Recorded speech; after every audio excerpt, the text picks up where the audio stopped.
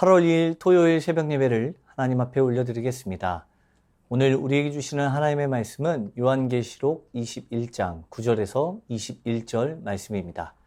일곱 대접을 가지고 마지막 일곱 재앙을 담은 일곱 천사 중 하나가 나아와서 내게 말하여 이르되 이리 오라, 내가 신부 곧 어린 양의 아내를 내게 보이리라 하고 성령으로 나를 데리고 크고 높은 산으로 올라가 하나님께로부터 하늘에서 내려오는 거룩한 성 예루살렘을 보이니 하나님의 영광이 있어 그 성의 빛이 지극히 귀한 보석 같고 벽옥과 수정같이 맑더라. 크고 높은 성곽이 있고 12문이 있는데 문에 12천사가 있고 그 문들 위에 이름을 썼으니 이스라엘 자손 12지파의 이름들이라. 동쪽에 세 문, 북쪽에 세 문, 남쪽에 세 문, 서쪽에 세 문이니 그 성의 성곽에는 12기초석이 있고 그 위에는 어린 양의 12사도의 12이름이 있더라. 내게 말하는 자가 그 성과 그 문들과 성곽을 측량하려고 금 갈대 자를 가졌더라. 그 성은 네모가 반듯하여 길이와 너비가 같은지라. 그 갈대 자로 그 성을 측량하니 12,000 스다디온이요 길이와 너비와 높이가 같더라. 그 성곽을 측량함에 144규빗이니 사람의 측량 곧 천사의 측량이라. 그 성곽은 벽옥으로 쌓였고 그 성은 정금인데 맑은 유리 같더라. 그 성의 성곽의 기초석은 각색 보석으로 꾸몄는데 첫째 기초석은 벽옥이요 둘째는 남보석이요 셋째는 옥수요 넷째는 녹보석이요 다섯째는 홍마노요 여섯째는 홍보석이요 일곱째는 황옥이요 여덟째는 노곡이요 아홉째는 담황옥이요 열째는 비취옥이요 열한째는 청옥이요 열두째는 자수정이라. 그 12문은 12진주니 각 문마다 한 개의 진주로 되어 있고 성의 길은 맑은 유리 같은 정금이더라. 아멘. 오랜 기간 집을 떠나 여행을 떠나게 되면 우리는 여러 가지 감정에 휩싸이게 됩니다. 먼저는 설레임입니다. 오랜 시간 꿈꾸던 여행이기 때문에 계획했던 것을 실행에 옮기는 것, 익숙하지 않은 공간이지만 특별한 공간에서 새롭게 맞이하는 여러 경험들이 우리의 마음을 설레이게 합니다. 하지만 아무리 좋은 곳에 머물고 있어도 우리의 마음에는 한 가지 허전함이 들기 시작합니다. 사람들로 북적이고 아름다운 경관이 있는 곳이지만 마음은 낯설고 외로움이 들기까지 합니다. 아무리 좋은 곳이라고 할지라도 낯선 공간이 주는 불안감은 떨칠 수 없는 것입니다. 그 이유는 바로 그곳에는 나의 자리가 없다는 불안감으로 인한 마음입니다. 진짜 나의 집이 아니기 때문에 쉬긴 하여도 불편하고 오래 머물러도 무언가 허전한 마음이 들 수밖에 없는 것입니다. 시간이 갈수록 점점 나의 집으로 돌아가고 싶은 마음이 들 수밖에 없습니다. 우리가 낯선 공간에서 느끼는 허전함은 단지 공간의 문제가 아니라 진짜 나의 자리가 어디인가 이것에 대한 깊은 질문이기도 합니다. 하나님은 우리를 위해 참된 집을 예비해 두셨습니다. 바로 그 집이 오늘 본문에 나타난 새 예루살렘입니다. 오늘 본문이 기록된 21장은 하나님이 준비하신 영원한 집, 새 예루살렘을 보여주고 있습니다. 한 천사가 요한에게 말합니다. 9절 하반절부터 10절 말씀을 보게 되면 이리 오라, 내가 신부 곧 어린 양의 아내를 내게 보이리라 라고 말씀합니다. 성령으로 나를 데리고 크고 높은 산으로 올라가 하나님께로부터 하늘에서 내려오는 거룩한 성 예루살렘을 보이니 라고 말씀하고 있습니다. 여기에서 거룩한 성은 미래에 존재하는 물리적 공간을 이야기하는 것이 아닙니다. 하나님의 임재가 완전하게 이루어지는 공동체로서 바로 그리스도와 연합된 신부된 하나님의 백성들이 함께 거하는 영원한 집을 상징하는 것입니다. 또한 어린 양 예수님이 하늘에서 내려오는 거룩한 성 예루살렘, 곧 교회와 결혼 언약을 맺으실 것을 가리키고 있는 내용을 상징하고 있습니다. 예루살렘에는 하나님의 영광이 임하게 되고 그 빛이 귀한 보석과 같고 벽옥과 수정같이 맑다라고 이야기합니다. 이것은 모세와 70인의 장로들이 시내산에서 하나님과 언약을 맺을 때를 연상시킵니다. 이곳은 하나님의 영광이 가득한 곳입니다.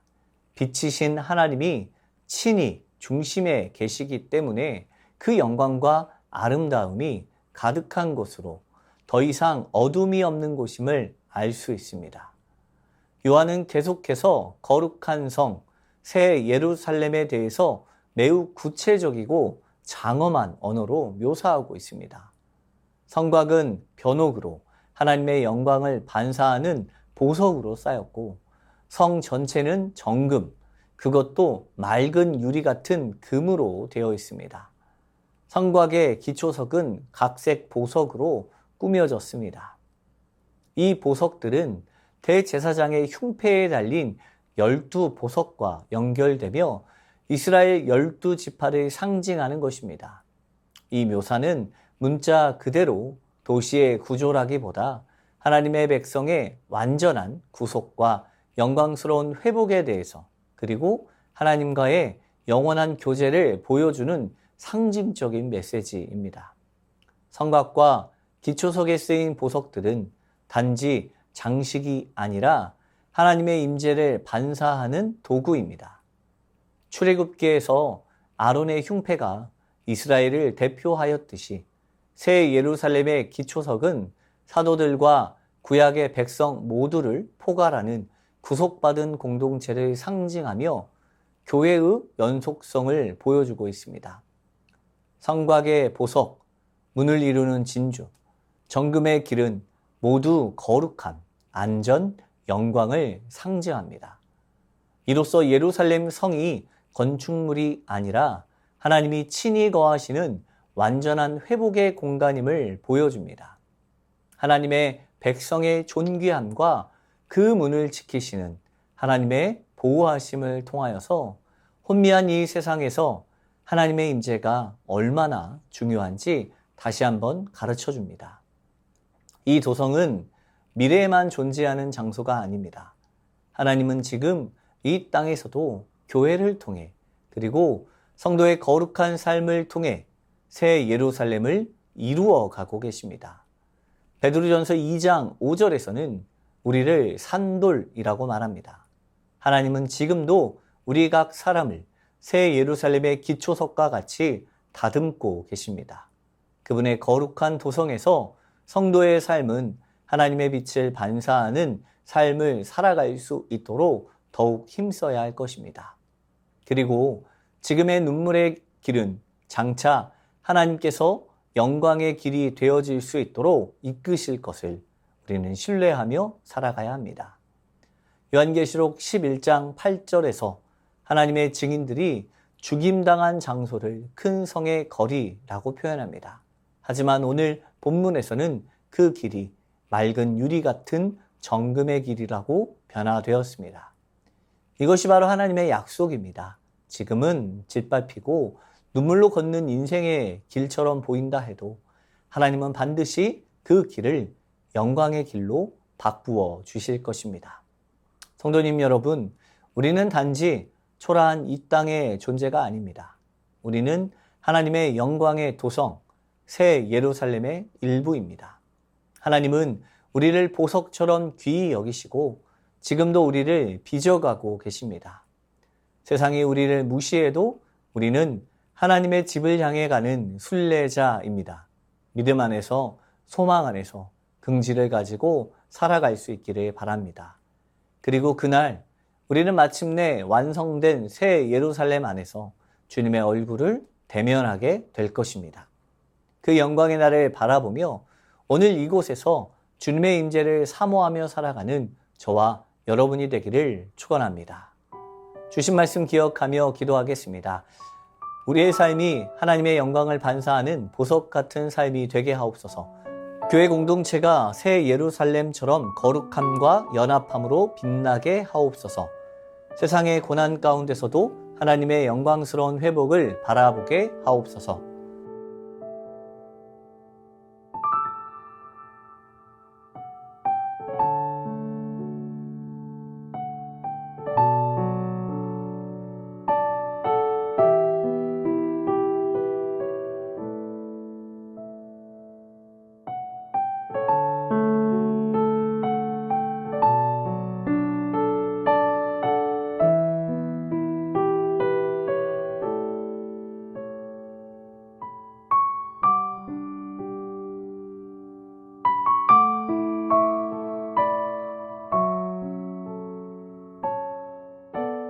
나라와 민족을 위해서 함께 기도하겠습니다.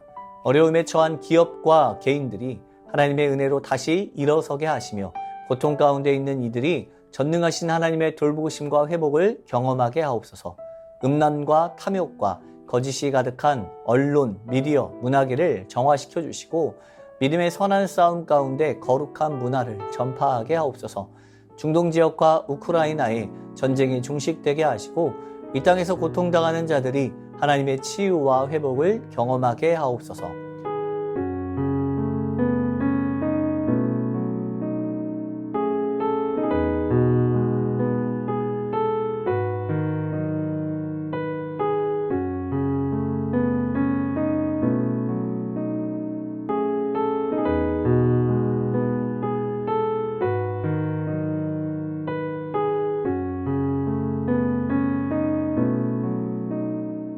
교회를 위해서 기도합니다.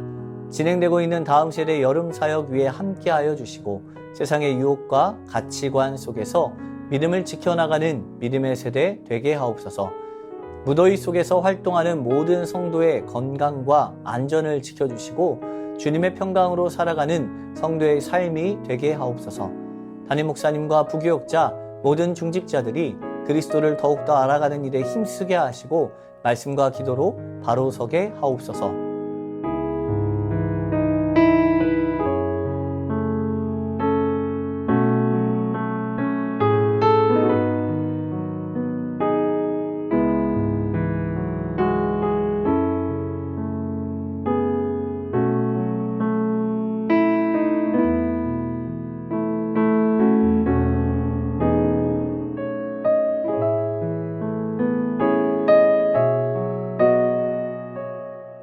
선교사님과 환우분들을 위해서 기도합니다. 오늘은 K국 연미족 정부흥 선교사를 위해서 기도하겠습니다. 손 모으고 있는 진주, 디아나, 에밀, 스벨라나, 딜루르, 아디아, 아루잔이 마음의 문을 열고 예수님을 믿고 하나님의 자녀가 되게 하옵소서. 검정고시를 준비하고 있는 딸들 희정이와 다혜에게 지혜를 주시고 대학 진로를 위해서 손 모으고 있는 큰딸 가은이의 앞길을 만세 전에 예비하신 곳으로 인도하옵소서. 환우분들을 위해서 기도합니다. 항공집사님 고관절 수술하였습니다. 연세가 많으신데 회복의 모든 과정에 주님께서 은혜 베풀어 주옵소서. 조종순 권사님 남편 백형우님 뇌출혈로 입원 중에 있습니다. 일반 병실로 옮겨 재활치료야 언어 치료 중에 있습니다.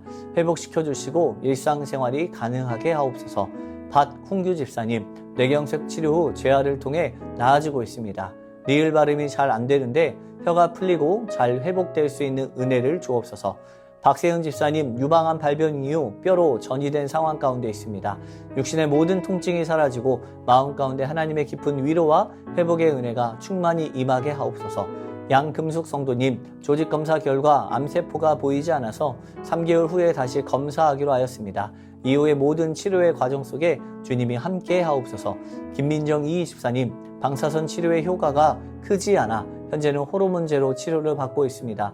검사 수치가 더 이상 악화되지 않게 하시고 하나님의 은혜로 점차 회복되게 하옵소서. 권우순 권사님, 커진 종양을 줄이기 위해 독한 항암을 한 결과 현재 면역력이 없는 상태로 장거리를 오가는 것도 주의해야 합니다. 항암이 효과가 있어 병이 호전되게 하옵소서. 노성빈 형제님, 크론병으로 8주에 한 번 주사제 치료하고 있습니다. 부작용 나타나지 않게 하시고 염증이 사라지며 체중 조절을 잘해서 건강이 회복되게 하옵소서. 이 외에도 수술 이후 회복 중에 계신 분들과 어려운 가운데 있는 분들을 위해서도 함께 기도하길 원합니다. 마지막으로 선교사님과 환우분들을 위해서 기도하다가 자유롭게 기도하겠습니다.